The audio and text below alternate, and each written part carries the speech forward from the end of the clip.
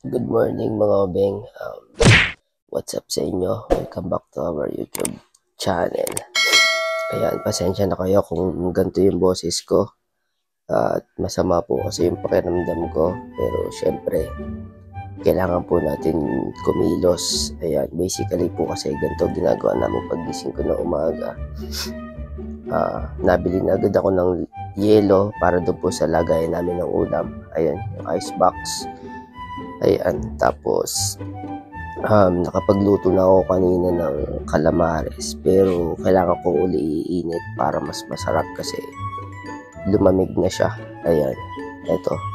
So may ulam na kami ngayon pang tanghali and then meron akong nakakuha po kasi kami kahapon ng mamarang. Ayan, kaya siguro sumama yung pakiramdam ko.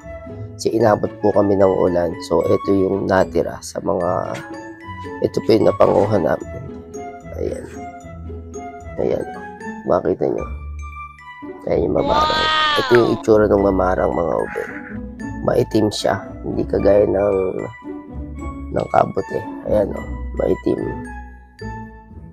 Masarap to. Ang nililinis lang dito, pinakapaa lang. Ayan.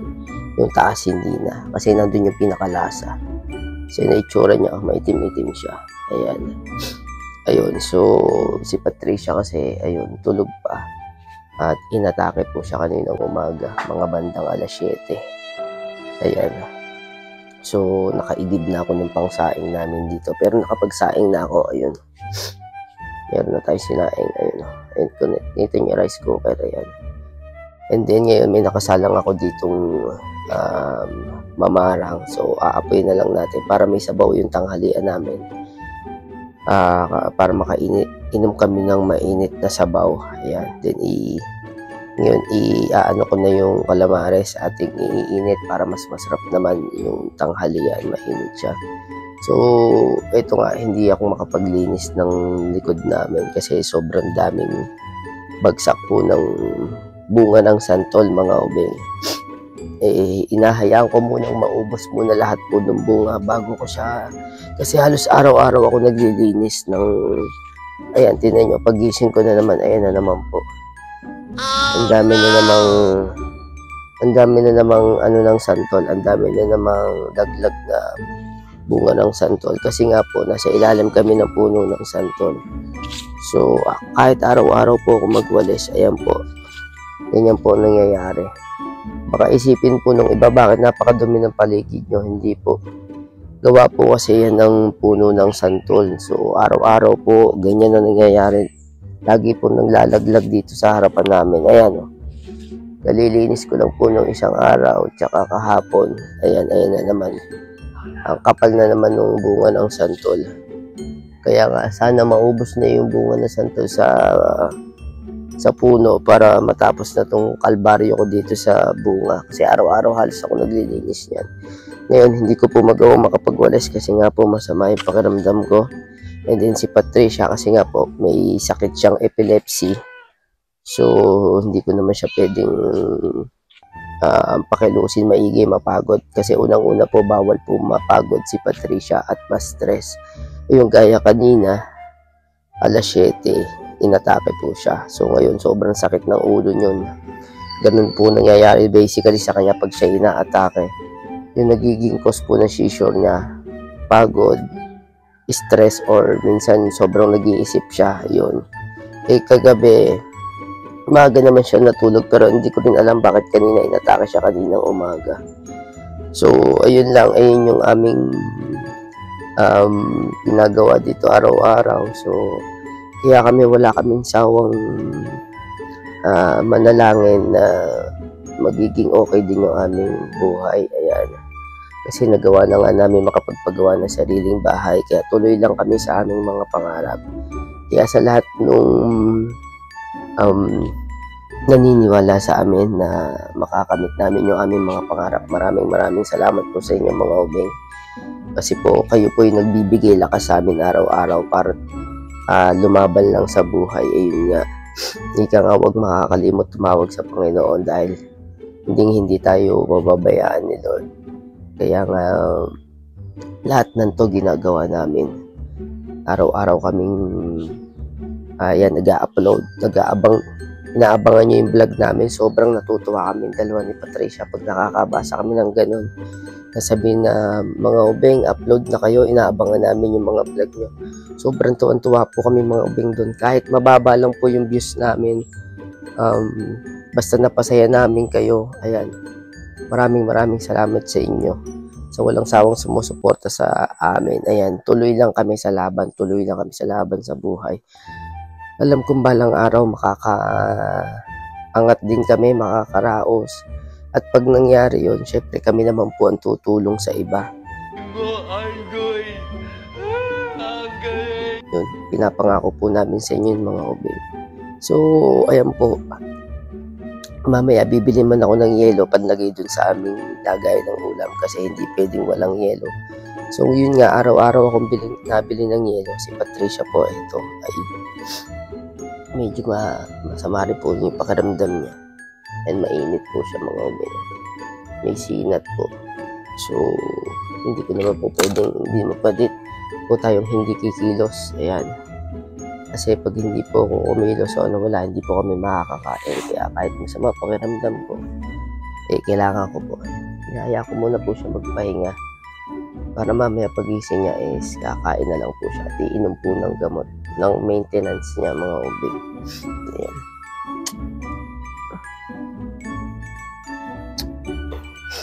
Ayan. So ang gagawin lang natin ngayon mga ubing ay iinitin na natin yung, lulutuin ko na yung mamarang para may mainit kami sa bawa kasi malapit na magtanghalian. And then after nun, magliligpit ako ng aming kinainan. May natira meron kasing marumi doon, hindi ko na naligpitan kagabi kasi nga hindi nga maganda yung pakiramdam ko. Sabi ko bukas na lang ng umaga ko liligpitan yan. And then, ayun nga, nakaluto na ako ng calamares, and then ito yung mamarang natin, aapoyan na lang natin. So ito lang yung aming lutuan. Update ulit namin kayan dyan yung gasolito, pero mga ubeng sobrang tipid nito. Totoo lang, sobrang tipid nitong gasolitong to. Kaya papasalamat din ako sa nagbigay ng gasolitong to. May nagbigay po kasi sa amin yung mga kaibigan namin. Maraming salamat sa inyo. Napakalaking tulong nito sa amin. So, apoyin na natin siya para mamaya makainom si Patricia ng mainit na sabaw para gumanda rin yung pakiramdam niya. Syempre ako din. Para makainom din ng mainit na sabaw. So, apoyin na natin.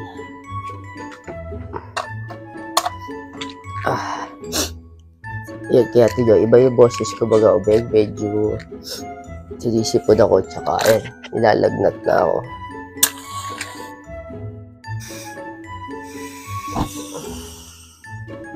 So, ayan. Tayo lang natin siya kumulo.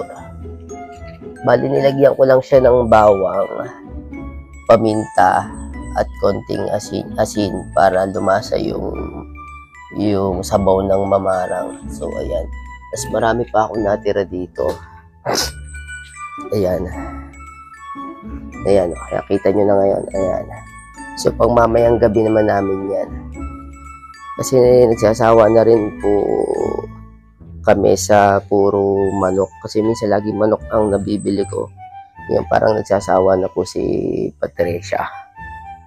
So sabi niya na gusto ko naman gulay.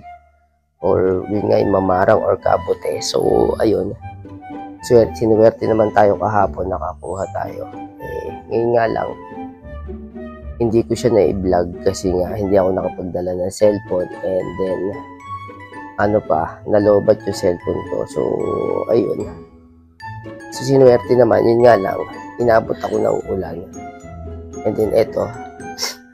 Hindi maganda yung pakiramdam. Pero, kaya ko naman. So, ayun lang. Update lang po namin kayo sa nangyayari sa amin bawat araw dito sa aming bahay. And yun nga pala, kanina mga ubeng. Natuwa ako. May manok pa. Speaking of manok, kanina paglabas ko po doon sa alaga naming manok, ayun, nakakuha po ako ng itlog. Nakakuha ako ng isang itlog. So, meron kaming pamprito or laga. So, yun lang mga ubeng. Maraming salamat sa inyo. Sa walang sawang sumusuporta sa amin.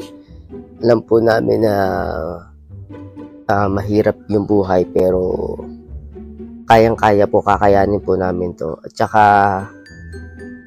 gumagawa po rin ako ng paraan kasi po malapit na po yung birthday ni Patricia. So October 10 po ang kanyang birthday, this coming October 10. So sana nga ay meron akong sapat na pera para kahit konti maipaghanda ko siya.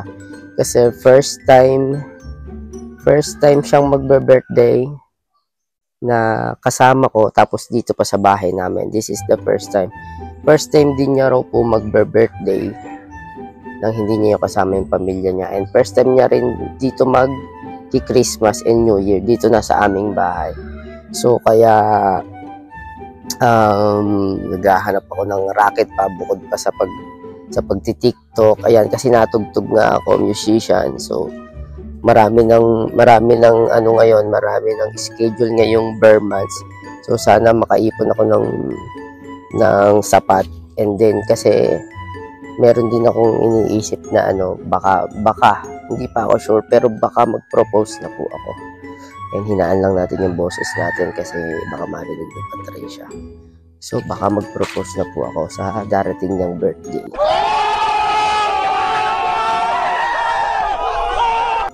Hindi ko pa po sure yun. Okay mga obeng. Pero tingnan natin kapag may budget akong maganda.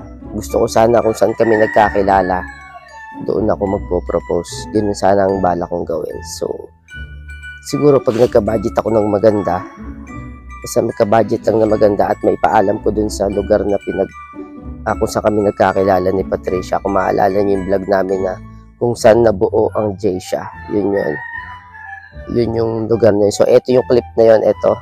Yan, sa resort yun, ito yung clip na yun, ito. Nakita, habang nagigitara ako, naalala mo Lap, di ba? Habang nagigitara ako guys, nasa harap ko siya. Kasi nga crush ko na siya nung 2016 pa lang, nakikita ko na siya. Tapos nagulat ako pag ligpas ng 2 years nung nakita ko ulit siya dito. Sabi ko, oh my God, si crush, sabi ko gano'n. Yun yung pagkakasabi ko rin nung interview namin kina Sir Julius. Kasi gano'n na gano'n talaga nung nakita ko siya. So yun, dun yun guys, sa lugar na yun. So sana, dun ko rin sana balak mag-propose. Kung may budget nga sana akong maganda. Kung wala, siguro baka mag-simple celebrate na lang kami. Or ikain ko siya sa labas. Ayun, gano'n na lang siguro gagawin namin. So let's see, bago mag-October 10, pag ako'y nagka-budget, kung ano ang mangyayari. So mga obeng, yan, in-update po namin kayo sa aming buhay dito sa amin sa bukid. Ayan, sobrang masaya po kami. Kahit na bumukod na kaming dalawa, marami nagsasabi na, ayan, bukod-bukod kayo, tapos ganyan, ganito. Hindi po kami nagsisisi na bumukod kami kasi ginusto namin to at mahal na mahal po namin ang isa't isa. At kaya namin ginagawa rin ito, syempre para suportahan namin ng bawat isa, lalo na si Patricia. Gusto ko na po gumaling yung sakit niya. So, kaya po kami gumawa rin ng YouTube channel. Sabi ko, ito yung magpagaling kay Patricia kapag sapat na yung pera namin. Mapaktingin ko po siya sa neurologist. Ayan, para magtuloy-tuloy na po yung paggaling niya. So, yun lang po mga obeng. Hanggang dito na lang po. Maraming salamat po sa lahat ng sumusuporta sa amin sa J-Sha. Ayan, sa mga J-Sha natin, sa mga kaubing natin dyan, kina Sir Gerald na nasa Canada, kina Sir Kyle na nasa may New Zealand. Ayan, God bless po sa inyo na inaabangan nyo po lagi yung aming mga vlogs kasi napapasaya po namin kayo. Maraming salamat po. Ayan, mula po dito sa amin sa Cavite. Ayan, kami po ay nagpapasalamat ulit sa mga bago pa lang sa aming channel. Ito po, don't forget to subscribe. Click na notification bell para updated po kayo sa aming mga vlog. Maraming salamat mga obeng. Ayan, at niintay ko lang. Kumukulo na yung ating mamarang.